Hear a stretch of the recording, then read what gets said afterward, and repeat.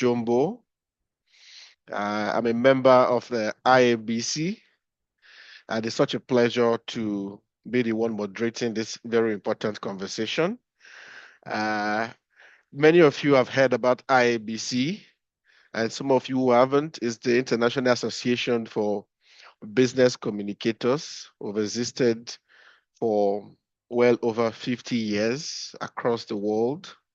A platform for professionals who are in the business of communication. So I want to welcome you as a member of IABC also. Welcome you to join this conversation. This webinar is organized by the West Africa Interest Group of the IABC. And we do this very often just to keep professionals on top of what is happening and ensure that we're having those critical conversations. So it's such a pleasure. If I move my slide next now. Yes, I was talking a little bit just about IABC a while back. This is who we are. In case you don't follow us across social media, please, we like to create that time to follow us. Um, you can also follow the main IABC body, and you can follow the West Africa Interest Group all on LinkedIn and across all our social media channels here. Our interest group provides a credible platform for networking, mentoring, peer learning, and thought leadership to professionals like you and me. And that's why the IABC exists. And many of us have, seen the benefit of being members. And trust me, you will also get the same as you go. So for more information on membership, right on the screen there, you see you can visit www.iabc.com/membership to learn more about how to be a member of IABC. And also, you can send us an email in case you want to talk to us in the West Africa Interest Group, IABC West Africa Interest Group, that's WAIG at gmail.com. And someone will respond to you, to your questions in case you have any on how to be a member of IABC. I remember when I sent similar email a while back. Okay. Yes, I've already spoken about this. Become a member. Many of you may be asking, so what is the benefit for me? Why should I be a member? I will just speak from my own standing point. For me, it has offered me an opportunity, one, to learn, especially from very senior professionals who have been in this for quite a long time. So that connection, that platform and access across the world to learn is very important. It keeps you informed, like what we're doing with this webinar. You get to learn, with the conversations and with all that is going on within our profession. And it's a good one for you to also open your minds to what's happening within this our profession that we are all in.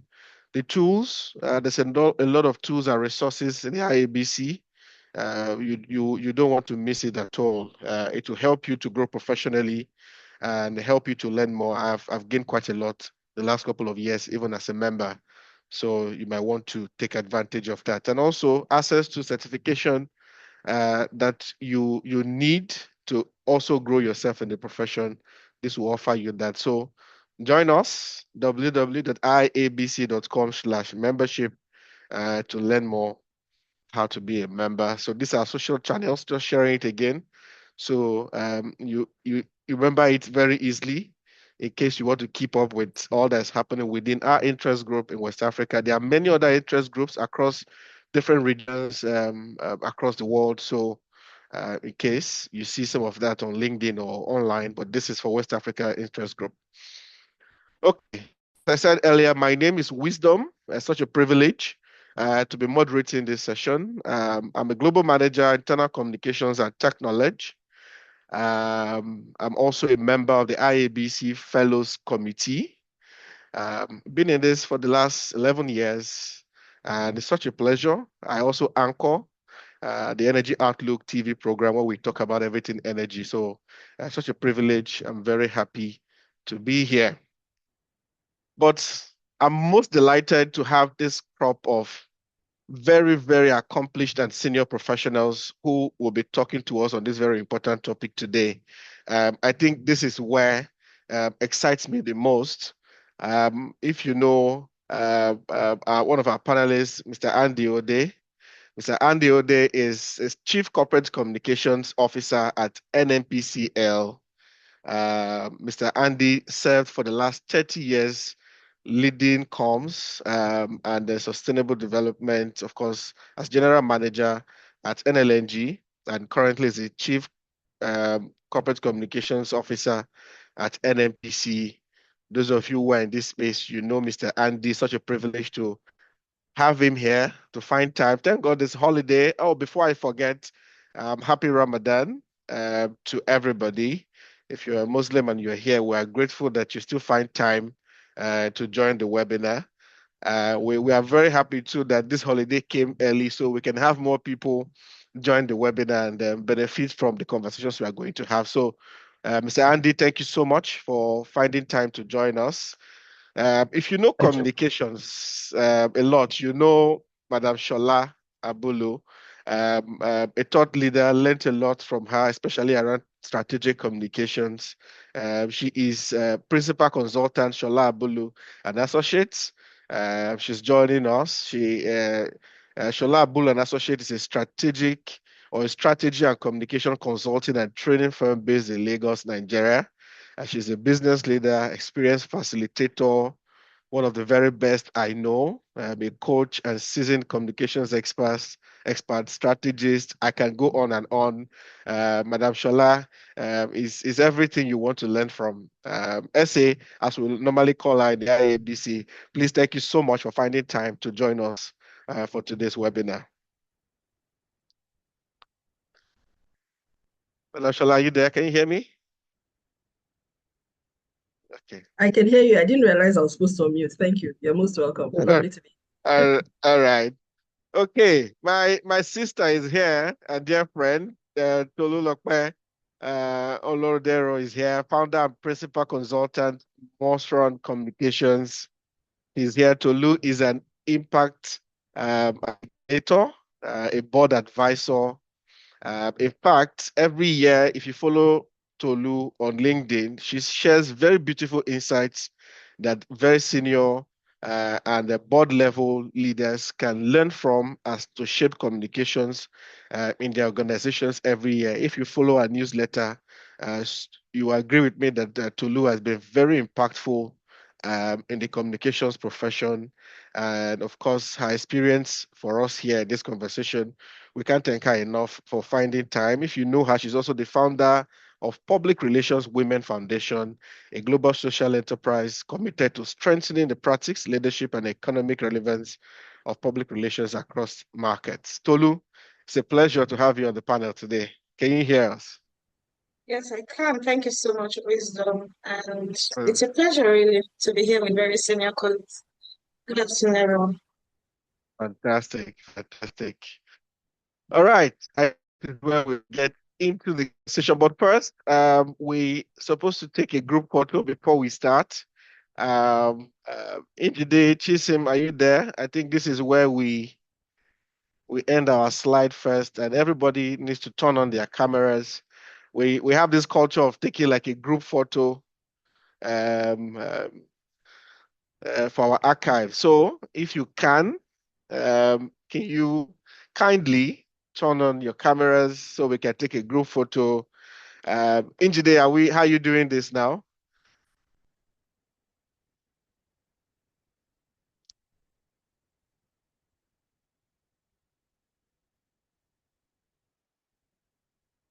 Please help me out here. I can't see let me get to my screen now.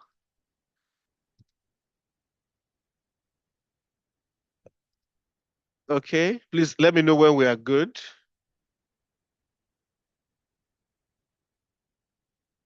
Okay, done. Fantastic. Okay. Um, Group photo taking. All right.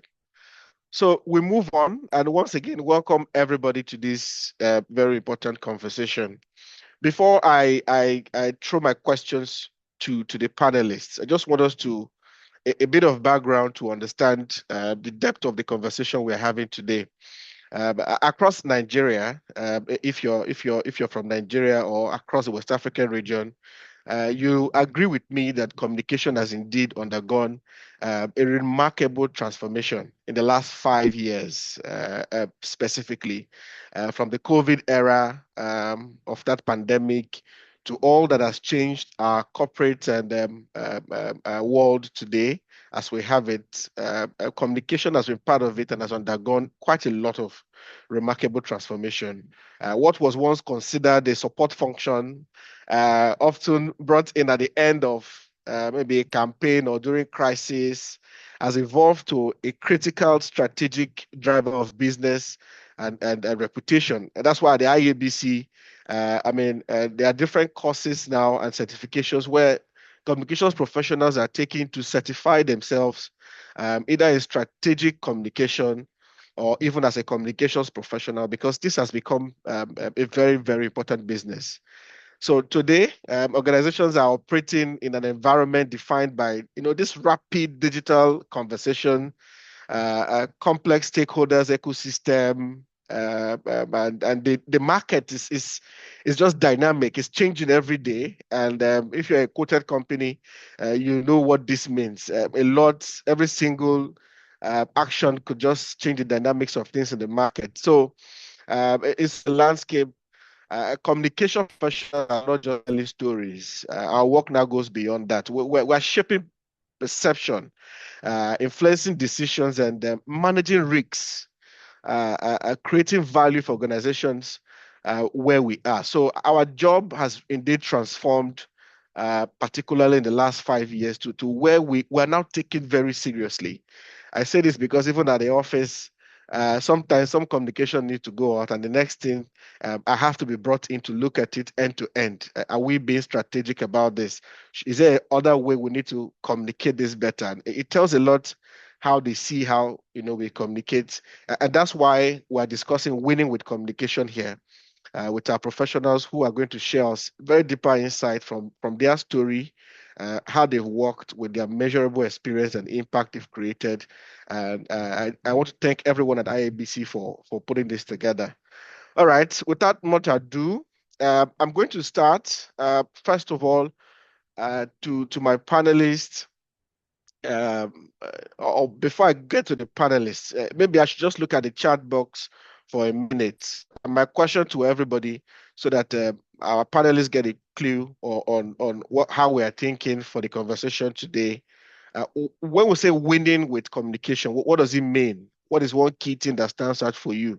I would like to see everyone in the chat box just drop a few comments to this. That will help our panelists to understand, of course, where our thoughts are when we talk about winning with communication. So, what does it mean to you? If you can turn to your chat box, a few comments, what this means for you. Winning with communication, what comes to your mind first? Hi, Margaret, I see you from Bonny Island. Shout out to you. Okay, please, everyone, let's go to our chat box. We'd like to see, before I bring in my panel to talk to us, everyone, winning with communication. What is one thing that stands out for you? Winning with communication. Are we there? Come on, come on. All right. Wilson says effective communication, reaching stakeholders and impacting the business. That's what winning with communication means for him.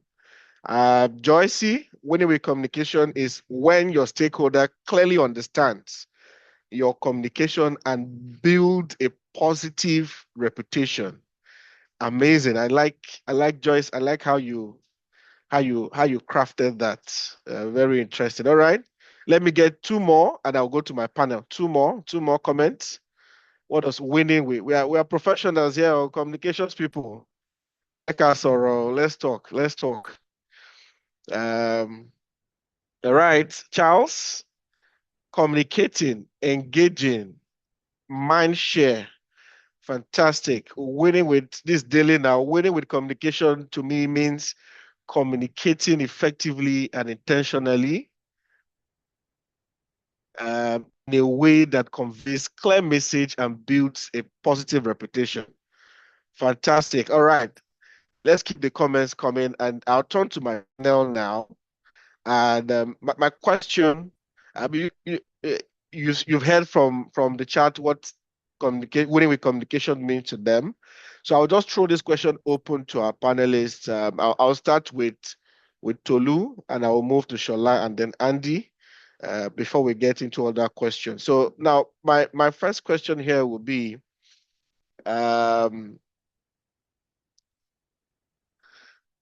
sorry, I'm trying to look at my notes now to be sure. I don't want to miss this. Okay.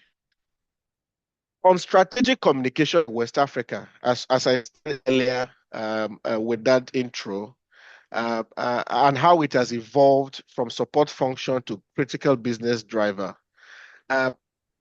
What do you think has really triggered that change the most, or that transformation for you from your experience so far?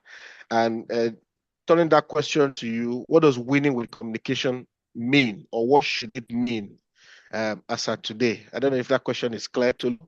I'll start with you. All right. So I'm not sure, should I take the last question first or the first question? Up to you.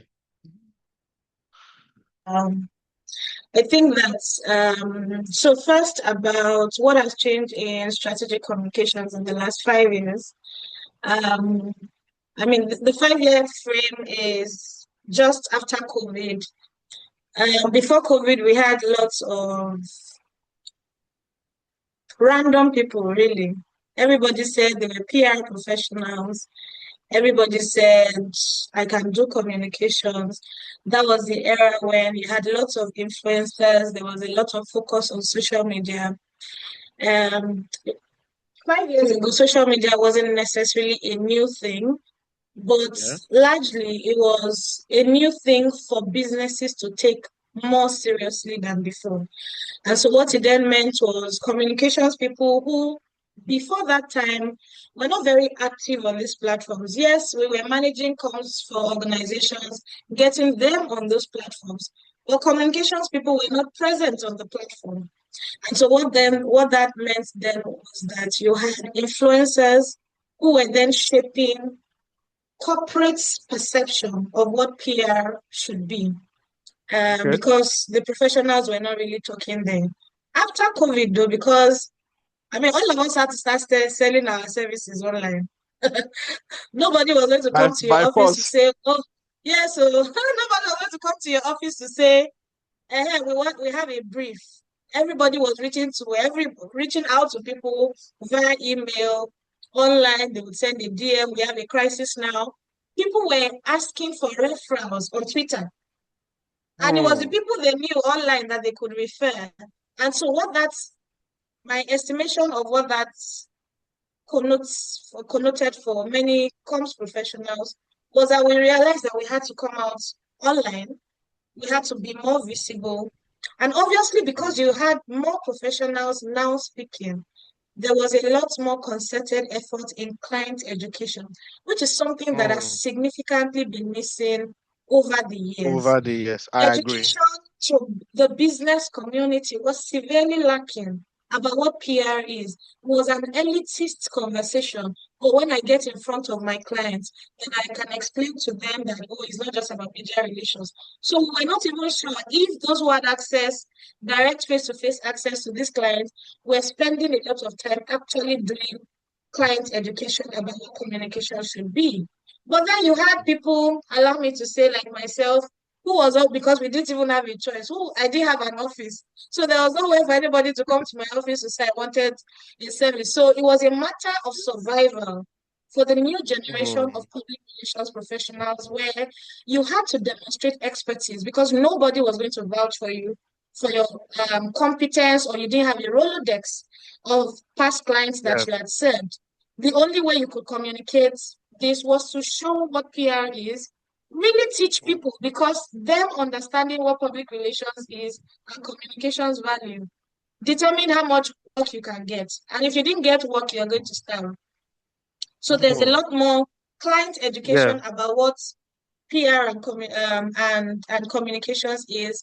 And most of these conversations are now targeted to business leaders who are able to take the decision and sign off checks eventually. What does winning with communication mean? What does winning with communication mean? Let me frame my thought around that. I'll come back. All right, all right. Definitely come back to you. Essay, let me come to you now. I saw how you were listening attentively to what to what Tolu was saying. What are your thoughts? I'm very interested to know. So first of all, yes, hi Wisdom. Thanks to you. Hello, Andy. Hello, everybody online. How are you doing? I hope you're all good. Anyway, let's get into it. Now, to answer the question about what I think winning with communications is from my perspective, I think first of all, it's about solving problems. Everybody knows about me. I don't have time for communications for the sake of communications. So what I want to Mm, understand, first of all, is what is the problem we're trying to solve? Is there a mission we're trying to fulfill? Is there an agenda we're trying to push? Is there something we want to advocate? Are there people we need to influence? What is the nature of the problem? That's the first thing. okay. So my mission in life, my purpose in this phase of my life is to make communications people understand that every Mm, communications intervention must have a mission. Corporate okay. communications is about helping the organization fulfill the mission. Product communications is about elevating, maybe creating demand and generating sales. Marketing, brand communications is about amplifying the brand, selling the brand story. You have to go with Mm, that problem-solving mindset and critical thinking mindset. That time, which Tolu very eloquently spoke about, when it was just about making noise, making yourself a nuisance in the public space, just going out there and doing something without purpose, without structure, without coherence, that time is mm, over. And if you have not gotten that by now, as a communications professional, you have a big surprise waiting for you in the next 4 or 5 years. So let me just mm, leave it there. And even governments are beginning to realize this. I am going to say something here because in Nigeria, I have seen that there's a lot of lethargy around the political space, transitioning from that propaganda time of communications to the strategic communication set. Bet me in 5 years, you will see government officials crowding into seminars and beginning to learn about strategic mm, communications because that is the only way to win in this digital first 21st century. You continue with mm, that PR and propaganda spin, you are going to fail, you will continue to fail, you will fail woefully, you will be a meme. And, mm, and in fact, to get to a point, people like us will not even want to associate with you, even in a professional sense. So the lifespan of that old way of doing communications, it is on the downturn. Every mm, communications professional has to understand that. I do recognize that there's some contexts where you may still be able to get away with it, but also mm, realize that there will be some contexts where you will not. That played out very well when a senior government official in Nigeria, I shall not mention the name, went to an international news station and tried to use the same kind of media approach that works very well for him locally. He has become a global meme. Let's just park that one there. What was the other And question you asked? Amshala, and Amshala, if he's hearing you now, he will tell you that, context matters. So, And, but and yes, the context has become part of the meme. So is there another thing you want me to ask? So what no, has no, changed for okay, what that I has can changed quickly before I move to Mr. change for Andy? me? And I Mm, like to lose version because for me, what changed? It was a really dramatic change for me because I left my 9 to 5 work December 2019. So started SA&A January 2020. When I started, I was sounding like I was speaking highfalutin stuff. mm, People were looking at me like, don't mind that because she came from IOC, International Oil Company, she's speaking global things. What does it make sense and everything? In those early years, it was difficult for me to find examples from Nigeria to illustrate a lot of the things we were teaching about strategic comms, about crisis management and all of that. But by 2022, we started seeing a shift. Crisis mm, started popping up in the Nigeria space. Now, I kid you not, in those days before, I would be using Tesla, I would be using foreign case studies. Now, I have a brochure of Nigerian mm, case studies. I have the business case studies, I have the political, I have the public sector of those who got it wrong and got it wrong woefully on the public space. I have, mm, I don't struggle for case studies. In fact, I can paint the trajectory sector by sector fast mm. consumer moving good. So now, getting it right in communications is no longer optional. And one thing that has changed for me really significantly that I use as a marker to determine how much communications have changed, exactly what you articulated very eloquently, is the fact that now we have jobs called chief communications officer, of which we have somebody like that amongst us. That could never have happened in the world of before. Never. What did I say? Never. And I will say something for all of you professionals that are listening. I use that as a marker to test whether how the premium that an organization places on communication. If your job title is the highest, you don't have, what you have is communications manager, then I know it's managerial level that you think that communications is important at. If your highest is head, I also know that is head level you think is important. But when you tell me your comms person is a C-suite member, then I understand that you understand the concept of communications risk. You have high graded it to the level of financial risk, and you are managing it appropriately. I rest my case. Thank you. Yes, that's a perfect place to rest that. And I mean, you just joined how I want to bring in Mr. Andy. Mr. Andy, your context on this matters. I just want to say what has changed for you, what has evolved for you in communication so far. What is your perspective? How would you comment on this? They confirm you can hear me? Yes, we can. Fantastic. Wherever you are in the world, good morning, good afternoon, good evening. Exciting to be here today. And to our friends and brothers, happy Del Fitr. Look, mine is a bit delicate, and I'm sure we know why. But I'm speaking here now purely as a PR practitioner or communications professional. These are the things, and to other panelists, Shola, and of course, without saying I call Shola's name first, Tolu, look, fantastic perspective. These are the things for me I've noticed in the last couple of years. And I'm happy we pitched it from when the world almost went upside down with COVID. First of all, look, a lot. If you notice, everything around either the media, communication itself, stakeholder management is almost totally democratized. I mean, it's interesting how people are engaging on your behalf, or people are bringing the news on your behalf, and the speed at which that happens. In my past role and in my current role, I just find out that that space is a space that is almost totally out of control. Now, that means that if you're a communications practitioner, you need to be far ahead of that curve. Is either you are helping to light up something, or you're completely helping to dim it. And in doing that, look, of course, as digital platform rises, narratives are no longer controlled by just you as a person or you as an organization. Anybody can bring the news anytime. It's been said that misinformation travels really fast. I know we're not talking about what's happening in the Middle East today. Look at the competition between the three forces. Who is dominating the news today? Perception is becoming something that is completely out of your control if you do not control it. So for me, that's one, the speed and the way information has been decentralized. Like those days when you would have a government in Ghana or a company sitting somewhere in Europe selling goods to Africa, pushing information from where they are. So it's different. The second bit for me is how stakeholders are becoming more deep in the way they scrutinize the things we do, the things we say.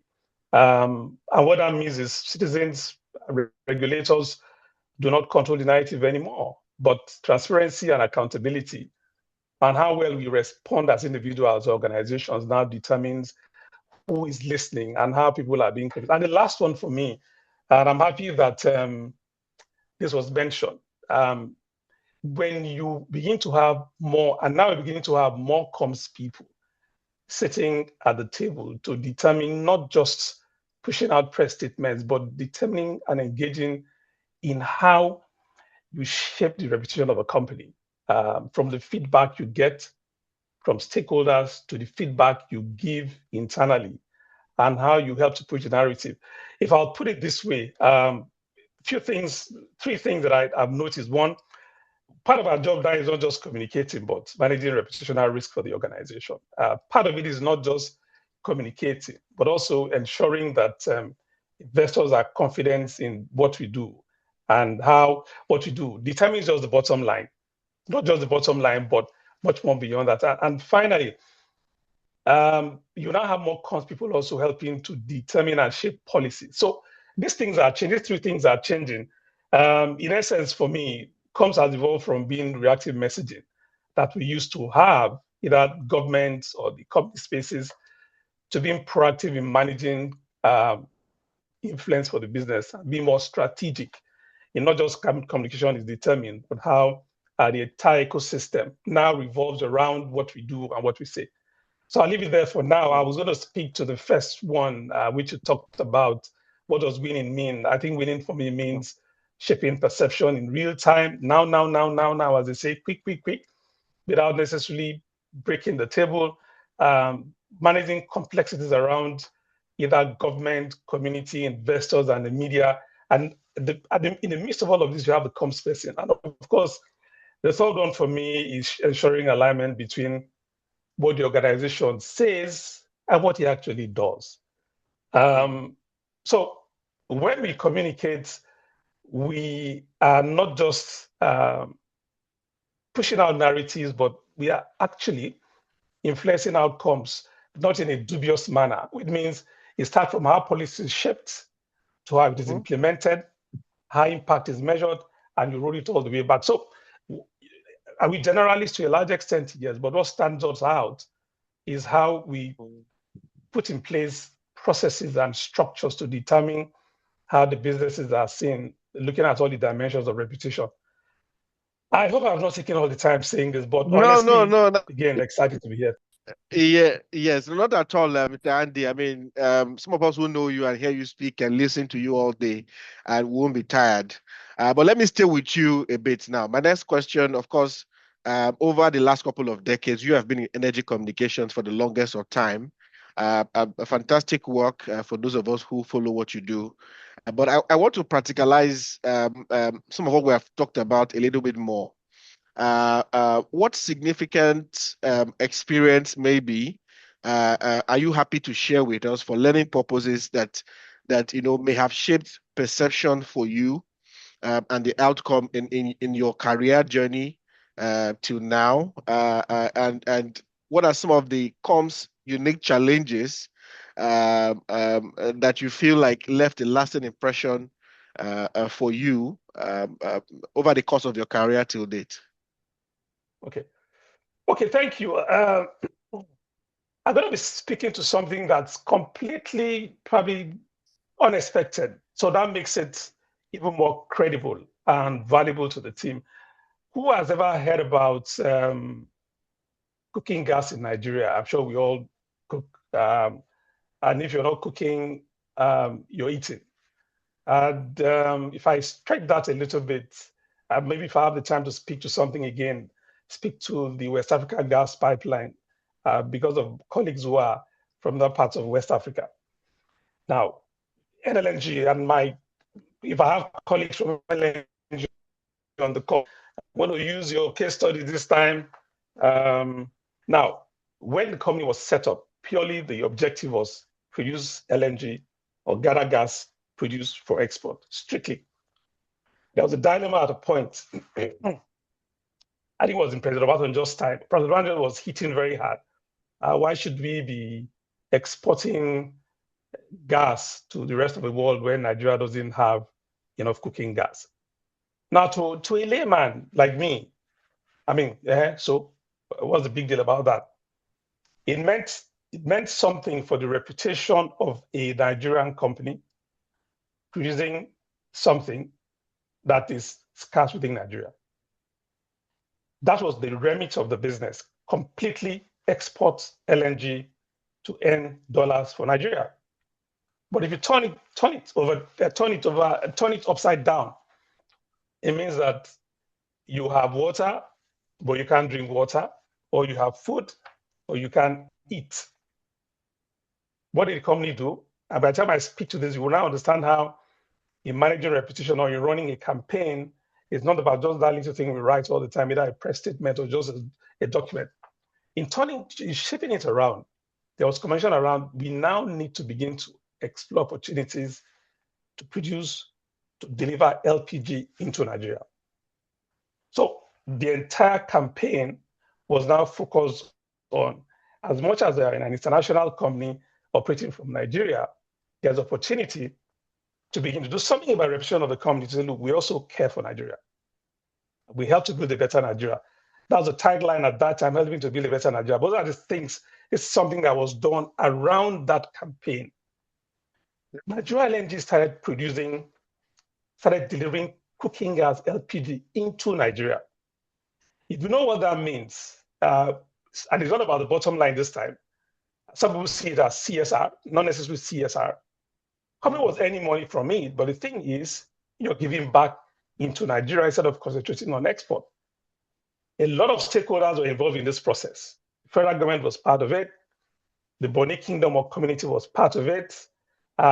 Regulators were part of it. Buyers ordinarily will be delivering LPG to outside of Nigeria were part of it. Now that campaign did one thing. Today, I don't know if it's reduced, about 60 to 70% of cooking gas consumed in Nigeria is from Nigeria LNG.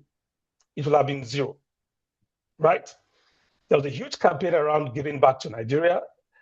From that activity, a lot of depots, the Lagos part and the Port Harcourt part of Nigeria, facilities were improved and supported. So again, to say that reputation, PR campaigns is not about that piece of paper where we write something. It's about being involved in the process from end to end. When an LNG speaks today, and I think I should stop using the word LNG, when that company speaks today, that company talks about what they did to enhance the brand value, reputation of that brand for Nigeria. If you look at all the literature, if you look at speeches that were written, there's always a paragraph in the chief executive speech that speaks to that. Now, at the end of all of this is influence. At the end of all of this is impact. People will be talking about narratives, but the fact is, when you do this, who are you doing it for? And that's where I'm sure Shola will be able to speak to something around where does PR start and end? How does communication fit in? And what determines all of this? Is it that campaign that you're doing just for yourself, or is it that activity you're doing for the entire community? And this community means end to end, all your stakeholders. So money is earned, value is created, impact is made, but at the end of the day, the organization looks good for doing what is done. And for me, that's an example. Campaign Around is an example that I feel very proud about. There's a lot more to speak about. This speaks out, stands out because it is sustainable. It's going to be there forever as long as the company exists. So thanks. Thanks. Thank you so much, Mr. Andy. I mean, that's a relatable example for me, maybe because I'm from that region and I know what the company has done over the years with cooking gas. But I want to come to Tolu before I come to I have similar questions also for Essie, but let me come to Tolu now. Mr. Andy said something while he was sharing that example. He said something around where does communication stop and where does PR continues, or where does PR stop, where does communication continues. What are your thoughts around that, particularly because I know you have championed a lot of PR work over the years and strategic communication in itself. And you've served quite a lot of organizations with this. So while you respond to that, can you share a moment where PR strategy has helped to shift the perception and unlock opportunities for a client or community, that may have just been a surprise to you? I want you to answer that vis-a-vis, maybe in your own view, letting us know where PR stops, where communication continues, because sometimes people see this as the same. Okay, thank you so much. So let me start by saying that I don't claim to be a theorist, because I have not necessarily studied communications from textbooks or principles in that sense. So, for example, if you asked me very simply, what's the academic definition of public relations? I know it, but it's likely not what I'm going to tell you. I will share really from experience on the field. Having said that, I think that all PR work must start from strategic communications. There must be strategy, there must be an objective first that then guides what activities are going to be done. Right? So if you're then saying public relations, what's the strategy that underpins it? What's the organization trying to achieve? Why are they doing public relations? Because PR sounds like something you should do. Strategic communications sounds like something you should design. Just by the name, it gives you a sense of what you should be, the activity or the actions you should be taking, just based on the description of those two things. Public relations assumes that you are doing something, you are engaging the public. Strategic communication by just following the grammar, there's strategy first, and then you layer communication on it. So it starts with strategy. I think that strategic communication is the first across board, whether you're doing brand comms, you're doing product comms, whatever kind of comms, it starts from strategic communication. That's how I approach it. So if you're then saying, oh, what PR work did I do? And the result, was it a surprise? If it was a surprise, I would be surprised. Does that make sense? Because if the result of my activities are a surprise to me that, oh, I didn't anticipate the result of the thing, then that means I didn't do strategic comms. You know, one of the things I started to say very recently, forgive me, I mean, don't forgive me, but just to mention that I believe in Jesus and I'm a Christian. I believe that communications is very prophetic in the work. So in terms of examples, I think sometime in 2022, I started to write an annual forecast from a communications perspective of what businesses should anticipate in the coming year, right? And it's very interesting. These days, I don't read PR things again, right? Because the principles are the same. Application is what is different. The principle is the same across board. I now read economics texts. I follow economists, I follow finance professionals, I follow people who study the economy because communication, your ability to apply your comms principles to economy, to reality in business is what delivers the value, not your PR activities. I had a pitch yesterday and I was saying, every other person that's going to pitch here, all of us will tell you the same things. We are all going to publish in the papers. We are all going to do social media management. The difference is the strategy. How are you able to link strategy to the business objectives of the organization if you don't understand the environment within which the business is operating? What's the difference? Strategy comes first, implementation follows. Strategy most of the time does not change because if you have looked at the entire environment, not just about the business, the operating environment, what are the internal issues, what is the business objective of the organization for the year? You shouldn't fail. You shouldn't fail when you're not doing PR. The end result of your PR, you should know. And then in terms of example, this one, we said it maybe publicly, we have case studies on our website. In 2020, Landmark Africa, the destination points, they provided their facility as an isolation center to the Lagos State government.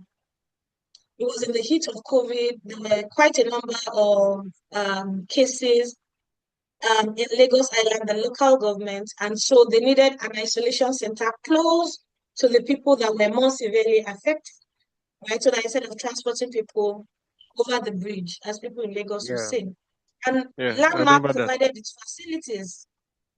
What you may not know, right? Because obviously there was prophetic management of the issues that came after it, was that the people in the immediate community that Landmark was serving then started to say, don't, you know how we are, very superstitious.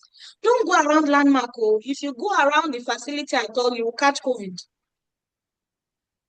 Even after the isolation center had been brought down, things were contained.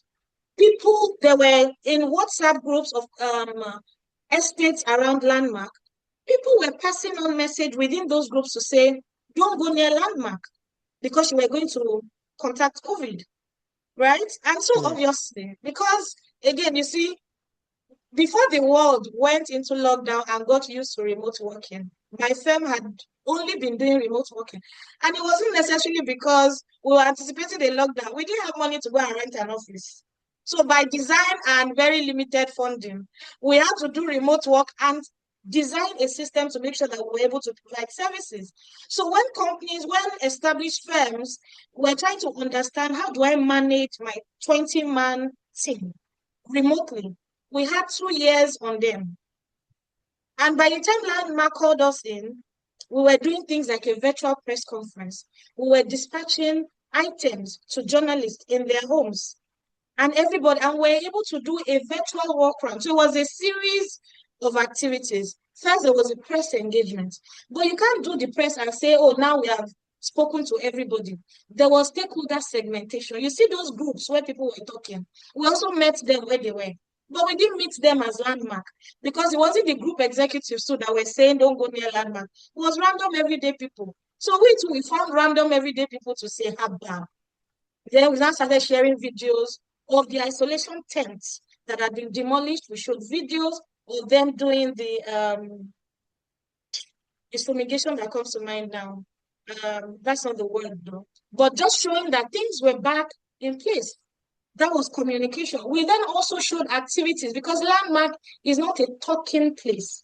It's a place where people visit. So we needed to show that people were visiting the place. And it was also because we're just coming from a health pandemic. We then showed people doing exercises. So 7 a.m. to 9 a.m. for at least 2 weeks, we brought fitness influencers who were doing fitness exercises for free, and it was open to all. And you know how, because again, people just wanted to be fit. We had been locked down for 3-4 months. People were getting obese. Their bones were not as strong as it was before. And so we said, come to Landmark. These influencers who are fitness gurus, they would coach you. And of course, we got user-generated content from all of those activities. The other layer of that was even businesses, including staff of the organization, were free to come into the facility. The media is not going to handle that. Right? And so what we did before we started talking to the public, we did an ecosystem tour of the tenants of the facility. Come and see before you even, for the chief executives. Because if your boss says, I went there myself, you know there's some level of confidence you have. It's not like my boss is in London and he's saying you people should go to work. Right? So we brought the bosses first. Come do an ecosystem tour. It was a boss-to-boss engagement. Founder to founder, business leader to business leader engagement. So we did an ecosystem tour and did a video, and you would never find that information outside, right? And that's the other thing about public relations, strategic communications. Many times, PR people, communications people assume if the general public does not know that I did it, it didn't happen. You are not an influencer. Many things that you do in PR and comms, many people will never know about it apart from your clients. And that's the beauty of the work. That's where you begin to demonstrate impact. If all you are doing is what everybody sees, I can almost guarantee that you are not demonstrating value to your clients. Because if you are practicing anywhere in Africa, if it is media, anybody can pay for it, including your clients. They can go directly to the editors. They can go directly to the producers. So what's your edge if all you're doing is brokering coverage? The advisory that you put into it, your ability to segment stakeholders to say, these are the people directly affected by this thing that we're addressing. Let's talk to them directly. And that's part of what happened, that's part of what happened 2019 to about 2023, where we had a lot of crisis around crowdfunding organizations. All of them, you got money from 100 people. Yes, they are now coming to complain online. And you think that the way to speak to 100 people is to go and address 500,000 people on Twitter. Even if they didn't have 50 kobo in it, they will help you expand it because everybody online, they are bored. They need something to keep busy. And you want to give them the meal when you are not Jesus feeding the 5,000. with 2 fishes and bread. Segment stakeholder communication and you'll see results. Wow, that was a master class. Thanks a lot. Thanks. I remember that landmark story very well, I mean, you bringing it back now reminds me of all those just online back then, but thank God we are where we are now. But let me come to essay now. Essay, I liked you could relate with the way you were listening to Lou speak. But my question to you would take a slightly different angle, but of course, still staying on that same conversation on and in PR and comms. Which Tolu has helped us to really simplify. It must start with strategic communication before we get to PR. I would like to hear your thoughts on that. But for you, you work with clients across different sectors, particularly in energy and tech. And I mean, some of your clients we can't even know because there's a lot. But your experience is what speaks for it, which I hear a lot in your classes when you share this thought. So, what patterns do you see in what makes communication effective or ineffective across, regardless of the sector where it is being implemented? That's the way I want to craft my question for you. Still helping us to understand PR comms and where we just draw the line. Thank you so much, Wisdom and Tolu, and also Triple C. Oh, I think that's what they call him. So I think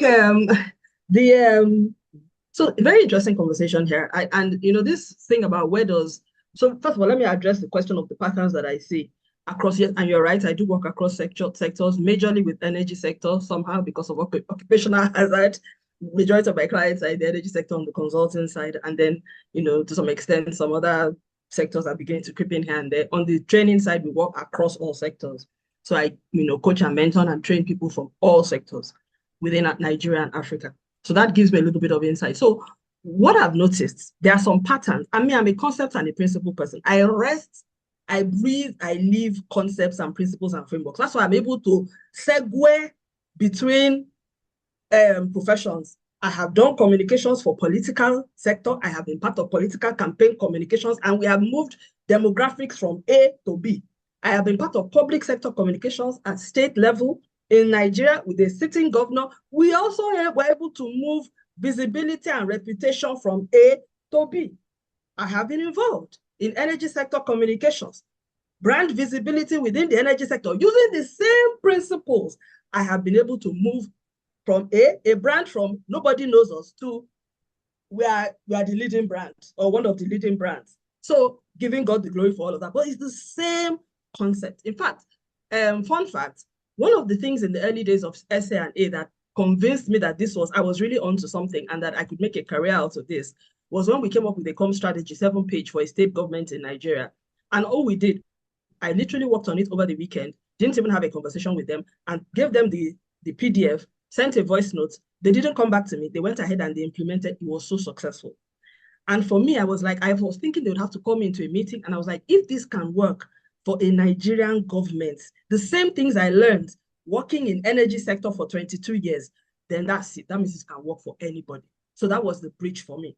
So what I noticed, what I'm going to talk about, the patterns that I see across all sectors, I see. And I'm saying, and I've also done comms, faith-based. I've done faith-based. I've done a comm strategy for the biggest mainstream church in the absent. Yes, all those sectors I've done development to some extent, not as much as others, but I've done the end-to-end of it all, both as voluntary and paid. So the patterns that I see is this. I see that the things that make communications ineffective or effective, they rest on these things. Leadership focus. If there's a strong leadership focus, that will make the difference. So it doesn't matter whether it's faith-based, whether it is NGO, whether it is government, if there is leadership focus, attention, and commitment to communications, they will go far. Even when they do not have the resources or the expertise, that leadership focus will look for resources because there will be something driving them. In the same way, any organization that does not have that leadership focus, I don't care how much resources, how much expertise they have, they will be ineffective. They will not. It's the same. It's the same everywhere. No difference between public, private sector. Also, the ability, the kind of resources that they have, the attention to things like training and upskilling, it makes a lot of difference. There's also one pattern that I see. So I've talked a little bit about that already. The role and the value of communications within the organization has a big difference. Now when I walk into an organization, the first thing I want to know is who is the comms person here? Who are they reporting to? Once I see you're HR, you're not serious. As in, I'm sorry. I have no respect for you. I don't know what you are doing. Do you understand what I'm saying? What is comms doing? Reporting to HR for what? So these are the things. So any organization, like I said, these are systemic issues. If you see an organization, whether it's faith-based, whether it's politics, you see how government runs communication. All the spokespersons have a direct line to the president. That's the way it works. Imagine if you are running politics and your spokesperson has to go through somebody before going to you. Media is 24/7. I mean, look at the kind of trajectory, I like the way Triple CEO, how he articulated it about how the world is changing. You have to be able to shape perception real time. You have to be able to engage. You have to be on the money. And then I will be discussing with HR. So those are for me, I don't see differences. When I come into an organization or I'm called into a situation, these are the things I look out for. Who is the most senior comms person? At what level is the person? Has the person done communications all their life? When I see all those, I used to be in so and so role, they just translated, you're not a comms specialist or journalist. Do you understand what I'm saying? It's the same. And it shows the most visible in our sector, wisdom, in our sector, our collective sector, the most visible brands, we know what they do. I did a research recently where I was looking at the resources, full-time employees across the industry. Of course, the leading is Mr. Andy's company. They have the most people, paid employees nationwide, comms resources. And that has been from a very long time. Fun fact, I also served in NMPC. I was in the public affairs team of NMPC, in the publications team in 1990. So NMPC... Was that seconded or directed? No. I mean, at the time. Okay. Youth service. Okay. I did my youth service. Okay. So as far as 1990, the NMPC had a fully resourced public affairs team that had a publications unit, had a public affairs unit. That was it. So those are the things for me that always, those are the patterns that I see on that side. Now, to the question about where strategic comms starts and when PR ends or where it ends, it's exactly like what Tolu described. So assuming you have a problem or a challenge, there are some things that you will have to do on the PR side, or even an agenda or a campaign. You would do, some things would be about building relationships, courtesy calls. Assuming you want to do a rebranding, for instance, there's some people you need to engage, there's some people you need to talk to. There are some people that you would have a launch event with, and then you bring them into the launch event. But there'll be a messaging and a storyline that needs to go with that branding. If you do not have a communications strategy around that rebranding, you will only design, you will not have a story, you will not have a brand promise, you will not have an articulated mission or vision. Nothing will be disseminated to the other audiences that need to hear from what that brand rebranding is supposed to achieve. So there will be some PR elements, there will be comms elements, they will be working together, but there's an overarching strategy that binds all together. So that's it. So there's no, where does it, for me, I would say I use PR for building relationships, but I would use comms for sharing messages, for building bridges, for clarification, for advocacy, for presence, for visibility. And I'd like to drop something here because I think many of us now, what I'm beginning to find out is that as a brand now, you cannot afford to be lazy about your brand storytelling, because right now the world is making decisions based on the volume of data that is out there about you and your business. So if you don't have enough volume of data, the other people who are louder than you, the other people who have more data than you, who have more information, who are communicating more actively, their information will come up to the surface when Gemini is scrolling, when Grok is searching. You will be at the bottom. So you have to you have to really pitch where you're going to put your presence. Now, physical presence is good because it builds relationships on the PR side, but online presence too, because right now we are operating in two universes simultaneously. the physical world Mm. and the And digital the world. online world. Absolutely. So your brand needs to be present in both. Mm. And it comes Okay. that we do that presence for you, while PR will help you primarily with the physical presence, with comms also supporting in terms of messaging. Okay. A fine place. But before I come to Mr. Andina, let's take a few questions that are coming in. And please, everyone, if you're listening, I mean, the Q&A box, we can drop our questions there. We also know some people sent their questions ahead of the webinar. We'll do our best to take some of them. Thank God today's a public holiday. This is purely a master class, as you can see the way the conversation is going. So we'll try our best to see how we can answer as much questions as we can. Okay, Babs, Oladele is asking, and this question is to you, SA. He said, why should organizations not communicate for communication's sake, seeing that communications beyond the art and science is something we all do, whether we are conscious of it or not? Why must communication in the corporate context be tied to a problem? SA, do you get that question? I get that question. So you're right. It shouldn't be tied to a problem. It should be tied to an agenda, a purpose. If you are communicating for communication's sake, I put it to you that you are spamming your audience. That's spamming. And what you are doing is random. You have to be purposeful, particularly as a corporate person. Even as an individual, to be honest, I personally am very intentional about my communications, which is why my words carry weight. I mean, I liked what Tolu Lope was saying when she said communications is prophetic. I understood what she was saying because I found out that many times when I write about things, it gives life. Everything I write about, it comes to pass. So words are powerful. Words move nations into war. Words also bring nations together. So if as a corporate organization, you are communicating just for the sake of communicating, so you are not caring. Now, principles of strategic communication, when you craft impactful messages, you have to think about the know, the feel, and the do. What do I want people to know? How do I want them to feel about this messaging? Do I need them to do something? In corporate comms, that is number one, organizational communications. By the time I realize that every time I read your message, I can't tell what it is you are trying to pass across. There is no call to action. It's not inspirational for me. So it's not addressing me logically. It's not addressing me emotionally. There's no call to action. It's like all those internal comms messages that just come. You just fly over it. But when people realize that your communications is purposeful, your corporate comms team, you are doing they will open every message you send out. That's what you want. So honestly, on this one, I have very strong views. You cannot, as a communications person in the 21st century, be communicating just for the sake of it. And to be honest, I would say that these are the things that cause professionals to be highly disrespected in their organizations. I always benchmark myself with other professions. I noticed I worked in an international law company for many years, 22 years. I noticed that when the lawyers come into the room, everybody shuts up and listens to what they're saying.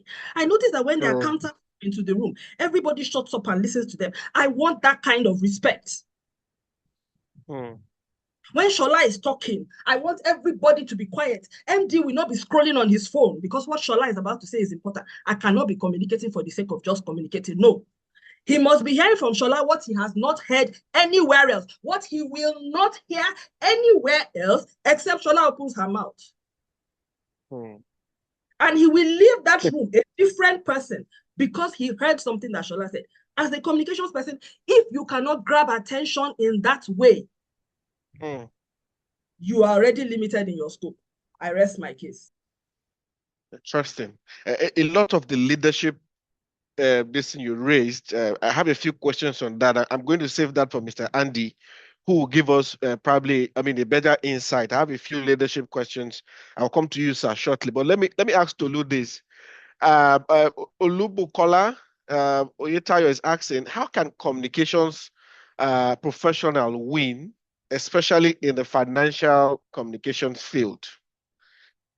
She's asking, or he's asking, what are the courses to take, skills to gain, and what to particularly look out for to excel in such roles? So I'm assuming this person works in the financial sector or in the financial organization as a comms person, and is wondering, with the numbers and everything I see jumping around, Where do I come in? How can I win with communication as a communications professional in the financial sector? And Tolu, I don't know if you want to share thoughts on this.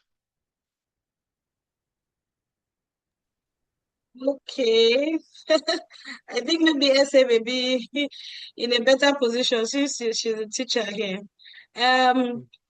This is how I would say, because again, I think that comm skills, and that's why I love being a communications professional. You know, in the Bible starts out with communication. It's the oldest and most enduring profession in the world. Until there is less than two people alive, communication will always find work to do. God started with communications profession. He said, he called the stakeholders. Sorry, let me not turn it to Bible class, but just to say that the principles are the same. Whether you're in energy, whether you are in finance, whether you're in climate communication, the principles of communication and PR is the same. If you're in the financial sector, so this is me providing practical insight. I don't know the courses to take. I'm very upfront about that. Please speak with essay about. However, are you a competent communications person? Do you know the principles? Do you know the work to do? Do you have intuitive knowledge? Because I have also found that, you see, you can read all the theories. Communication is not only a science, it's also an art. The art of it is that intuitiveness, where you have a sense that this is where this thing is going to land, right? And you are then bringing in the principles to guide that landing or redirect the landing. There's a lot of intuitive play in it. It requires you also to study the industry that you are in. If you're a communications person, guess I don't like maths. Well, I didn't like maths, but now I like money. So I need to know numbers. So you see how I wish I paid more attention then. So you need to be very familiar with the numbers. My brother or my sister, I hope you are now reading the financial statement of your organization. I hope you understand it. At the very least, just get familiar with the terminologies. You cannot work in an industry if you don't understand their jargon. You cannot be speaking communications jargon in the financial space. You need to speak in the language that they understand.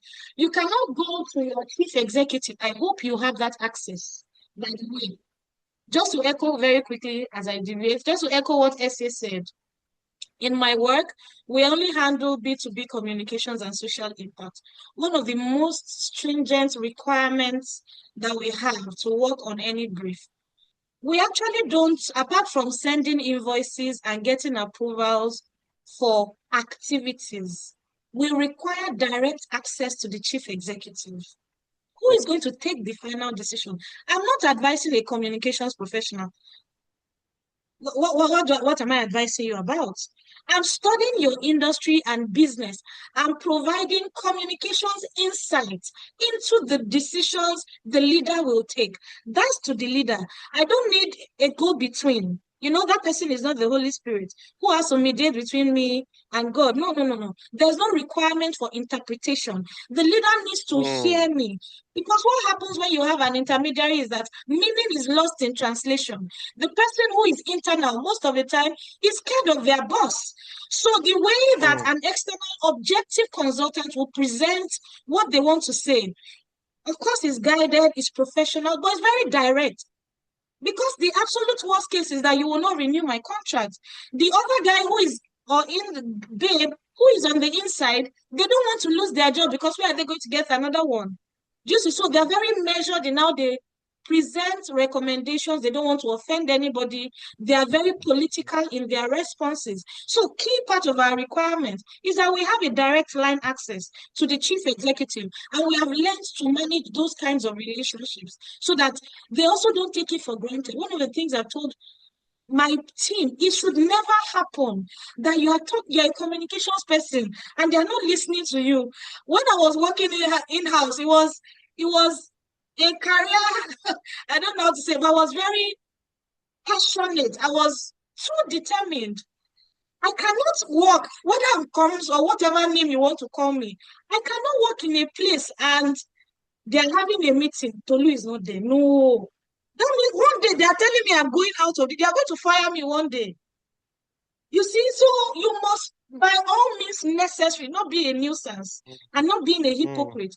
By all means necessary, demonstrate invaluable competence. They don't have a choice. It's not even by your designation. Anyway, sorry. Back to financial communications. If you want to know courses, Yes, essay, if you round but up know quickly. the language, but know the language of your industry and speak about that language. Essay has also Yeah. said, yes, sorry. Yes, You know, please. I, Pops I is have very to stop you. passionate. Yes, please, I'm okay. Thank you. All right, all right. Thank you so much. Let me come to Mr. Andy now. There's a lot of leadership, what leadership needs to do in all of this. And there's a perfect question here that leads to my question now. Now, this person didn't put his name, but he said, what can comms manager do when the founder or leader, CEO doesn't have a business goal for the year and keeps avoiding the conversation around how comms can help the organization? It is getting frustrating at this point. Now, Okay. this is a perfect example where we touch on what Shola raised on leadership focus, what leadership needs to do, the attention, the commitment that needs to get comms working. Now, since your role is very significant, as Shola said, Chief Communication Officer, and that's why I'm throwing this question at you. What can leaders do? How would you advise leaders who may be on this call, who may have an employee with this kind of problem where they keep avoiding it's tough, you keep trying, you keep showing the value, but they are not seeing how to leverage on it. So leadership is missing in that context. What's your word to executives or CEOs or C-suite leaders like yourself who may fall into this kind of category? Leadership focus. Oh, oh, brilliant. Look, if it is too late, but nothing is ever too late as long as you are in that room. If it is too late, okay, let me pause a bit. So what I always ask when I get hired or get given a new role, I ask three questions. Why am I moved from responsibility A to responsibility A to B? I ask that question. And please, please, please, come experts in the room. For those of us who are in plant working for organizations, it is very important. When you ask that question, that's one. Second question, what are your expectations? So the first one, why did you hire me? It may just be that why you give me this, or it could just be that, oh, because of your last job, you think you did it well. The second one is, what are your expectations? What do you expect? The third one, which is actually the most important, if you don't ask A or B, where is the business going? Where is the business going? And I think it links very well with what Tolu said. Look, if you don't know the organization, you can't be designing communication. What are you working in a vacuum? So if today Wisdom gets hired by Defense Industries Corporation of Nigeria, the hat he is wearing, working for an energy company, he drops that hat.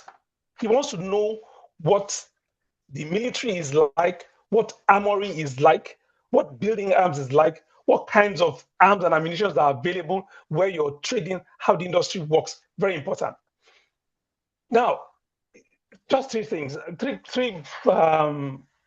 What I expect, because I'm in a role now where I've asked those questions and consistently I'm told some things. It has helped me. One, honestly, if I'm on the other, from the side of the chief executive, and I don't see these three things, I will be talking to somebody else, or I'll get the third party to do it for me. One, if I don't see passion in what you do, I write you off immediately. If I don't see knowledge of your industry, so if you're a comms person, when you come to me, you can throw some jargons. You want to bullshit me, I don't mind, but I want to feel that you know communication. So your knowledge is important of your profession and the industry you find yourself.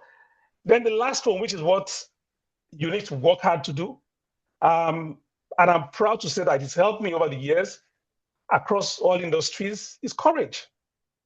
It's courage. I mean, you need to be courageous, you need to be daring, you need to be very clear, because if you're not, I tell you, you will never, you will, and your job will just be, okay, so now that we're done, calling the comms person, we need to put a statement together. Actually, sometimes they even write a press statement for you. That is not your job. Putting press statement, that is just one little thing. Now, in the midst of all of this, this is where I think we need to draw our power from. So it is 2026, January, or it is this October 2026. You're looking at 2027. What are you waiting for? Do your plan for the business. And there are times you just find out that you don't have enough resource to deal with issues internally. If you need a consultant, say so. That doesn't mean your job is going to go. It means that you know what you're doing. But like I said, you need to look far, far ahead. It is not 100 meters, it's a long race. If you're sitting down there for the next day, every day, the next day, every day, then you've lost it. So these three things, passion, knowledge, courage is important. I want to just say something about what Tulu said. But she said, when you have two people, as long as there are two people, there's communications going on. I used to say to myself, right? It's just when there are two people, even when you are alone. Because if you look at yourself as a brand, you make personal decisions based on what you say to yourself. So that thing is happening. You know what? I will go. No, I will not go. I'll wear this shirt. No, I'll wear a tie. No, I'm going to wear a bariga. This is why I'm doing it. Already, you're talking to yourself. So you talk to yourself, you listen to yourself, you convince yourself. When you go out and you come back and it didn't go the way you wanted, honestly, there's something you didn't do right. So I think it's important to understand that the process just keeps continuing the way it is and the way it should be. But most importantly, you need to be aware of your environment, and the knowledge of that environment is very, very important. Very important. Okay. Yeah. Thank you, Mr. Andy. This question just in 1 minute or maybe 2 minutes. Now, how do you demonstrate business value of communication to skeptical executives or boards? What metrics actually matter? And I want you to answer this from your wealth of experience. I mean, facing different boards over the years, leading comms or managing comms. What is that business value of communication that we need to demonstrate to executives or boards, and which metrics will actually matter? Like you said, in 2 minutes, because we need to take one more question from people who sent questions before the webinar.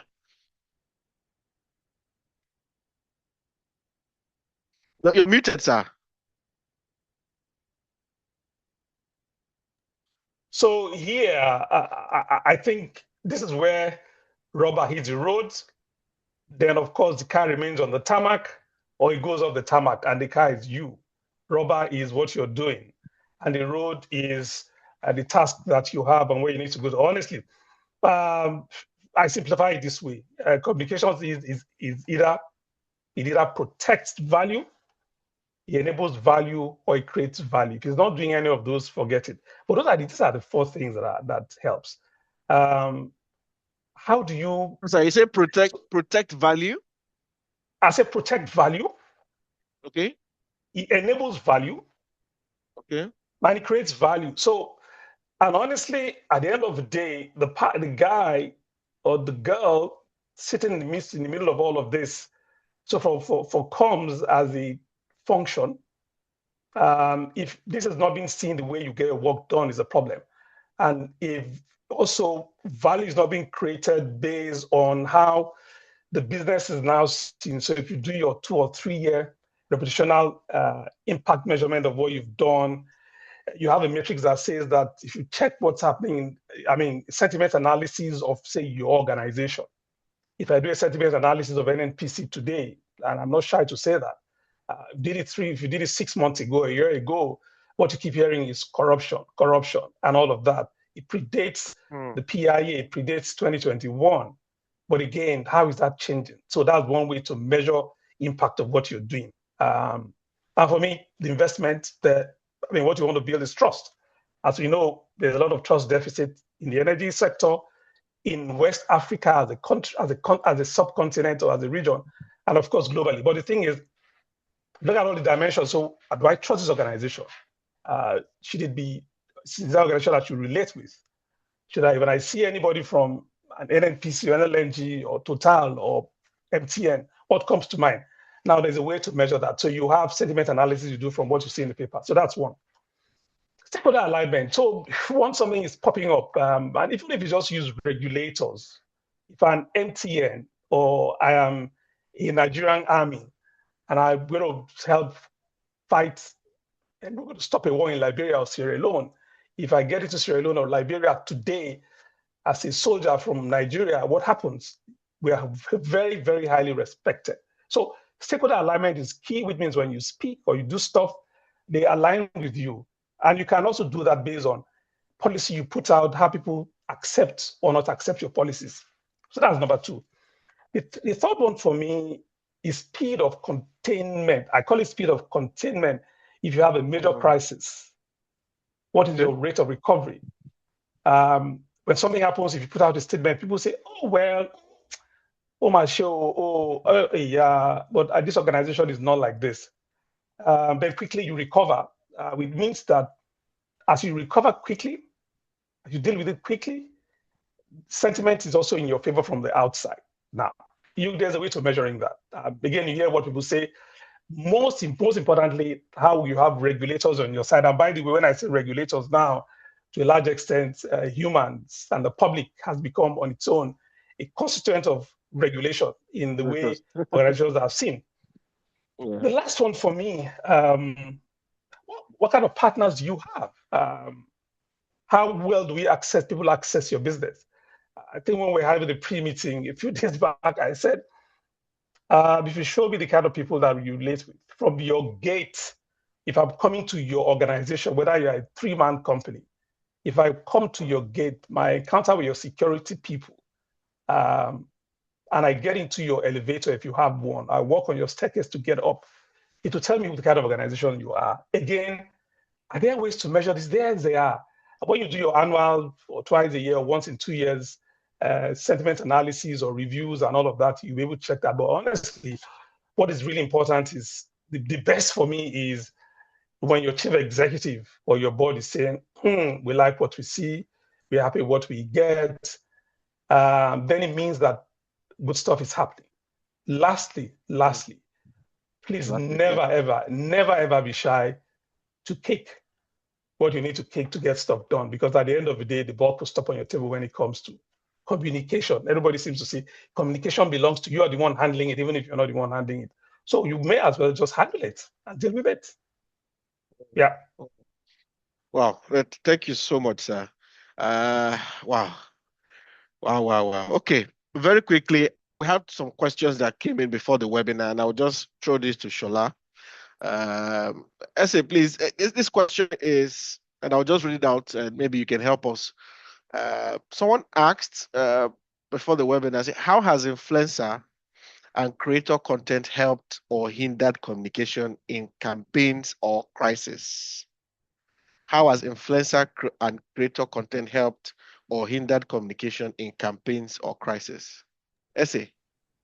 So may I request that question be taken by Tolu, because I would rather answer the question that was just given, not because I don't want to answer it, but because I feel I would want to answer that question, that very important question about demonstrating business value to skeptical boards.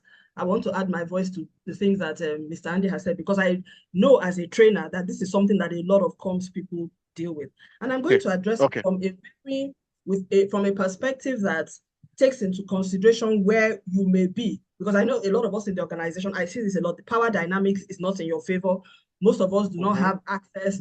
You just don't have anything. So let me share with you very briefly, and I'd like to, whoever answers, please just write inside in the comments if any of what I'm saying is making sense. There's an approach to how you can do this, a methodical approach, and let me just run through it very briefly. So first of all, like Mr. Andy said, you need to understand the business. The starting point is, you say you want to demonstrate business value. Business value is tied to business objective. So what is the business trying to achieve? How do they make money? How do they lose money? What is the objective for that year? You cannot have a conversation with your skeptical board without tying it to the business imperative for the year. So you have to have that statement, whatever it is. That's your starting point. Now, around that business imperative for the year, wherever it may be, financial company, whatever, micro something, who are the audiences that need to be influenced? Is it that we want to raise capital? Is it investors? Who are the stakeholders? What do we need them to know about us? How do we need them to feel about us? What do we need them to do? That's your messaging. You can then build, what does success look like for your business, for your board? If you know what success looks like for your board, look for a way in which you can use communications to help deliver, at least contribute to that success, enable that success, create an environment for that success. Tie in everything that you do. I think the major problem that people have had for a long time is that we run our departments parallel to the business line. For many years in the profession, I've been in the profession for about 30 years. In those days, when you say, how do you measure company? They say, we don't know, you can't, it's intangible. And we bought that lie. It's a big lie. So if you are having a communication strategy that you developed on your own table, you did not go to your business leaders at the beginning of the year, or like Mr. Andy said, October the year before, to ask them, what are we doing? And how can we build a campaign around the things you need to do? I will go give a good example of somebody that did this. Dangote Refinery. Customer, so that we can go to Tolu. No, go ahead. Go ahead. Yeah. Dangote decided at the beginning of the year, last year, that he had a business problem that he needed to solve. He had tried every way that he knew how to. He had done the relationship management, he had done the stakeholder management, it did not work. What did he do? They developed an advocacy and influencing campaign. And his communications team was head and shoulders on it. We saw it, we lived it. That was what moved the needle. I kid you not, those people will have gotten a bonus last year. I will end it there. All right, quickly, Tolu, that question I asked earlier, just in maybe 1 minute, if you could help us answer, because we're running out of time.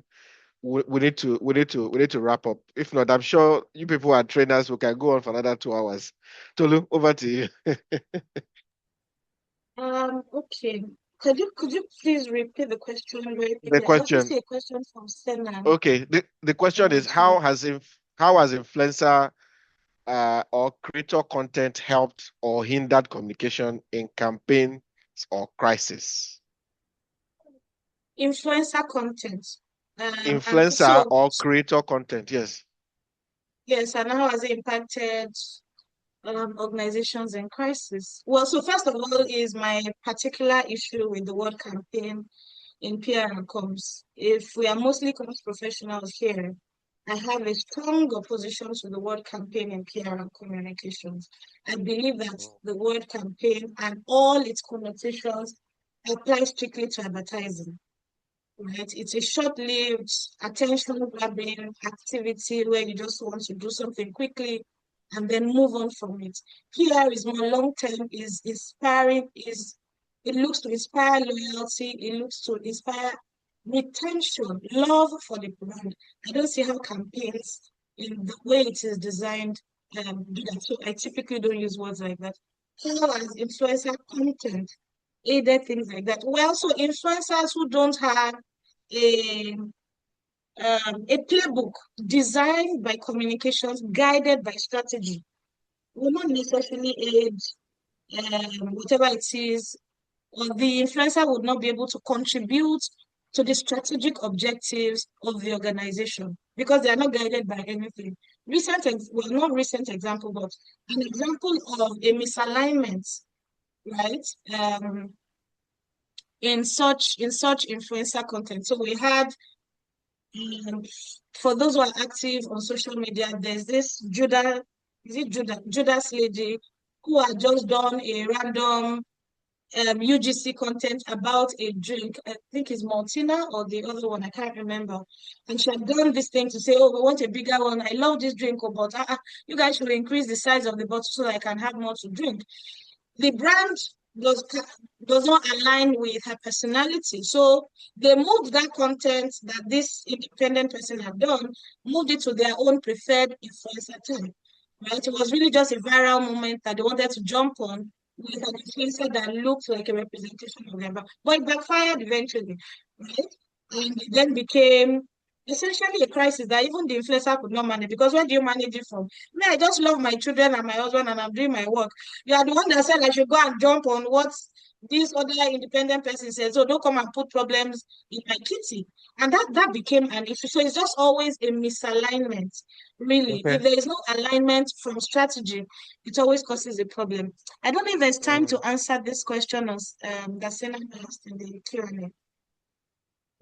Which question is that now? So we can just, because we are In the wrapping up Q&A box, Q&A. in the Okay. Q&A box about I insisted or I insist on direct access to the CEO when comms consultants are contracted. I spoke rather unflatteringly. I spoke rather unflatteringly about the client comms team. So he wants me to speak about how I imagine the ideal relationship should be. Well, so again, so I will answer that from 30 seconds, experience. please, So so that we can wrap up. 30 seconds. I mean, so first let me say that Mr. Senna, because again, I follow a lot of comms people, so I know you.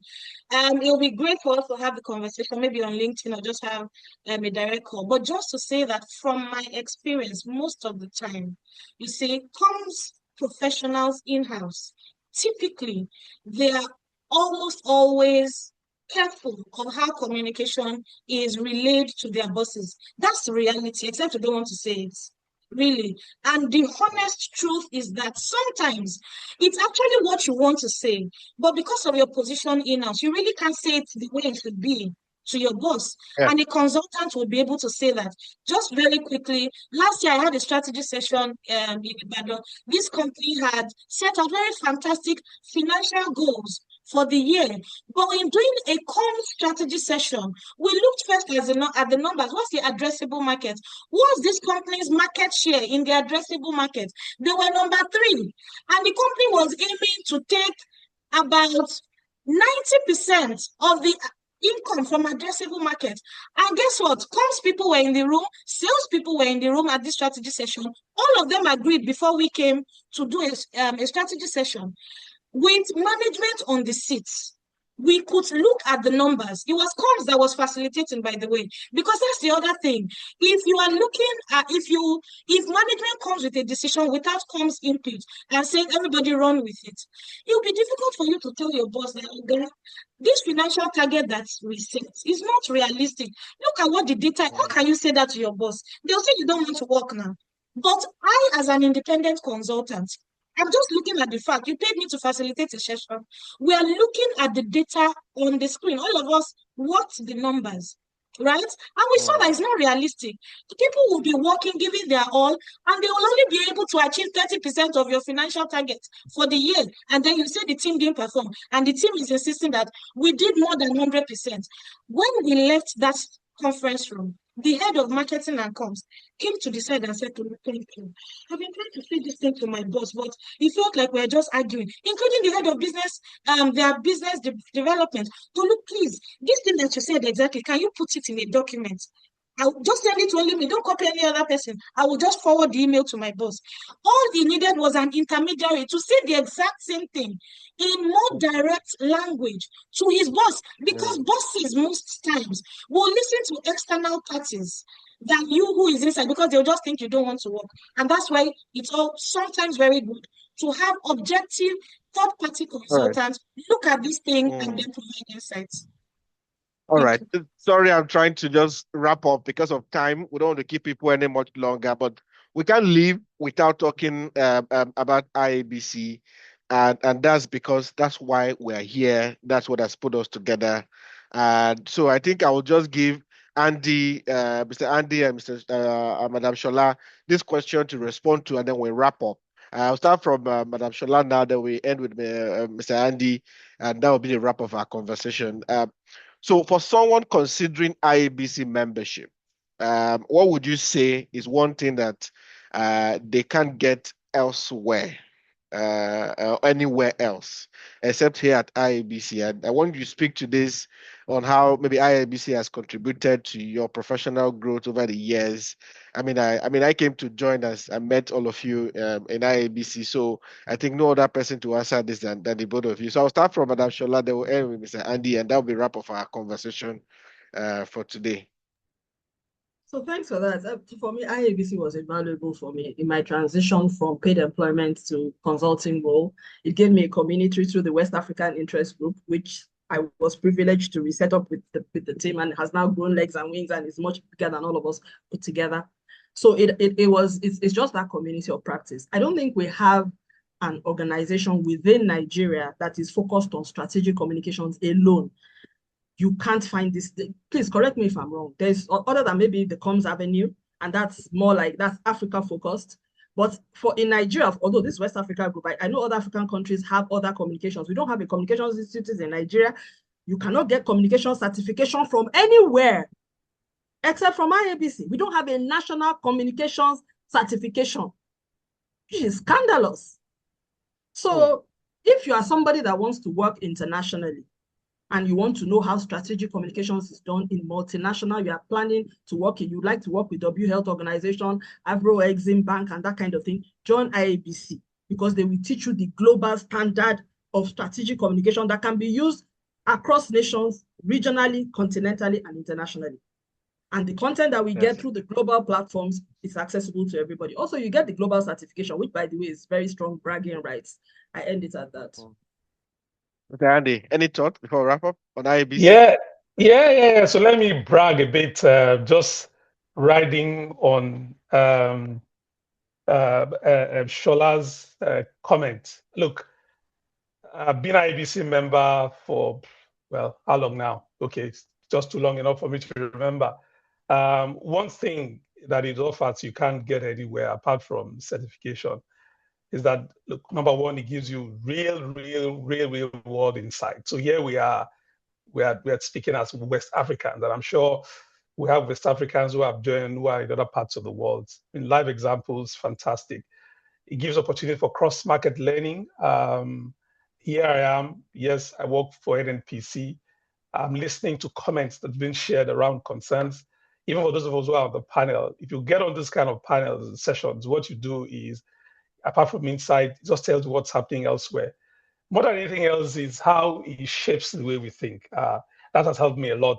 So what I see, and I think for a lot of friends and colleagues on this call, in a field that evolves quickly, really fast, as communicators, it's important that we recognize how continuous, on the one hand, and how global the learning ecosystem has become invaluable to all of us. So I'll say, look, guys, any session, join, any opportunity, join, rather than spend that 2-week holiday that you're planning in the Middle East. Make sure this year, try and join a session physically, or if you have to pay in any part of Africa. I mean, you will learn a lot and you make a lot of make a lot of connections. So I really want to encourage people to do that. I'll keep doing it as I get older in this job and in this profession. Thank you very much. Yeah, is this a holiday in the Middle East? Yeah, pun not intended. Okay. All right, but thanks a lot, everyone. And I want to join voices to encourage everyone to join. Last year, I raised my hand up and volunteered to join the IABC Fellows Committee. That blew my mind on the depth of work and experience that comes with being a member and I mean, doing the work also, and hearing how many professionals have contributed impactfully to the body of the profession over the years. That just opened my eyes more to the benefit of IABC, and I want to encourage everyone. I know we are members of NIPR and all of that, but like Shola said, communication, we don't even have a national, and that is quite disturbing. And this is where IABC come in to fill that gap for all of us. So www.iabc.com/membership. You can check it out and learn more how to be a member. You can also reach out to the IABC West Africa Interest Group on LinkedIn and through the email address we shared before. And Injide, please, yes, can we put the email also on the chat? But in case you have more questions, you can shoot us an email and the team will respond to you to advise you how to be a member. That is how I saw the email in one of the webinar. I sent that email some years back, and today I'm a member, and it has been very beneficial. But everyone, thank you so much, Mr. Andy, Tolu, But I must say, thank you so much for your contributions today. It's a masterclass for me. That's how I see it. And I know if we have one more hour, you people are ready to go because in the way you share your knowledge, there's so much impact. But we're going to keep it for so long. On behalf of the team, organizing team for the webinar, and the entire IABC West Africa group, I want to say thank you, thank you, thank you for making that time to join. And to all our participants, I hope you've learned a thing or two. A tip I share always is after the webinar, do well to connect with everyone you've seen that have been on the webinar. It's a great way to have a good networking and then be able to learn much more. I mean, that's how I do it, and that's how I've connected with everybody here over the years. I think you can also benefit from that. But thank you, everyone. In case you came in late, the webinar will be up on our YouTube channel, which we are going to share on our LinkedIn for everyone to watch. In case you want to watch a replay, please send your questions if you have on membership and IABC to IABC West Africa Interest Group, which is WAIG@gmail.com. And the team will be very happy to respond to you. Once again, thank you, everyone. Have a lovely day. Enjoy the Ramadan. And I say, is it Eid Mubarak? That's how we say it. Eid Mubarak, everybody. And enjoy the rest of your evening. Thank you so much. My name is Wisdom Chap Jumbo.